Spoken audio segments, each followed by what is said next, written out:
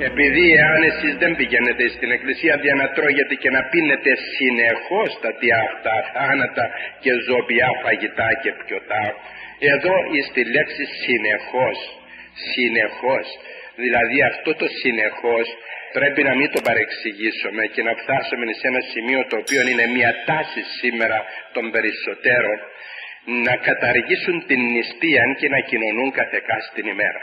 Όποτε λειτουργεί η Εκκλησία να τρέχουν να κοινωνούν. Αυτό είναι ένα σημείο το οποίο είναι επίφοβο, αδερφοί μου.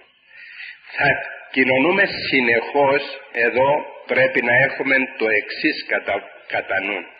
Να μην διακόπτουμε τη Θεία Κοινωνία, η οποία φτάνει μέχρι 40 μέρες. Η δύναμη της Θείας Κοινωνίας είναι μέχρι 40 ημέρες. Από τις 40 ημέρες και πάνω εξασθενεί πλέον η χάρις της Θείας Κοινωνίας και δεν πρέπει να περνούν οι 40 μέρες και να κοινωνούμε.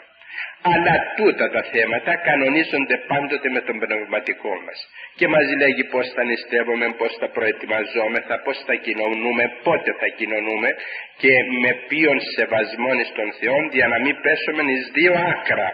Το ένα άκρο είναι να μην κοινωνούμε και να είναι αραιό πολύ, όπως φτάνουν πολλοί στην εξομολόγηση, οι οποίοι όταν ερωτηθούν πότε κοινώνησες, λέγει από τον καιρό που ήμουν μικρό μωρό. Τώρα πόσο χρονών είσαι? 60, 50, 70. Και δεν κοινώνησες? Όχι, δεν κοινώνησες.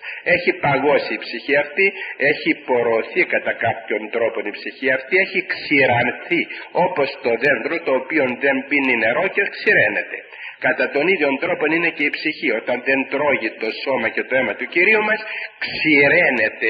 ξηραίνεται, γίνεται ξηρά, δεν έχει πια δύναμη. Το συχνό όμως, το καθεκά στην ημέρα, όποτε λειτουργεί η Εκκλησία, σαν αυτές τις μέρες επί παραδείγματι, υπάρχει 40 ημέρο, υπάρχει 40 λειτουργό. Σε αυτές τις ημέρες υπάρχουν πολλοί οι οποίοι πηγαίνουν και κοινωνούν κάθε μέρα με την παράκληση την οποία ακούνε από τους ραδιοσταθμούς. Έχουμε τώρα και ευσεβείς ραδιοσταθμούς. Ξέρετε ότι υπάρχουν και σταθμοί που λέγουν το Λόγο του Θεού και εκεί λέγουν να κοινωνάτε συχνά. Αλλά το συχνά όμως δεν εξηγείται. Δεν εξηγείται. Πώς, τι συχνά? Συχνά με την εντολή του πνευματικού, όχι συχνά καθεκά στην ημέρα. Διότι υπάρχει το άλλο άκρο, ο άλλος φόβος, ότι θα σου βάλει ο διάβολος μέσα σου τη λεγόμενη συνήθεια, εξοικείωση, και θα πηγαίνει να κοινωνείς και να μην καταλαβαίνεις τι κάνει. Οπότε πάλι σε έχει κερδίσει ο πονηρός. Πηγαίνει από δύο πλευρές αυτός.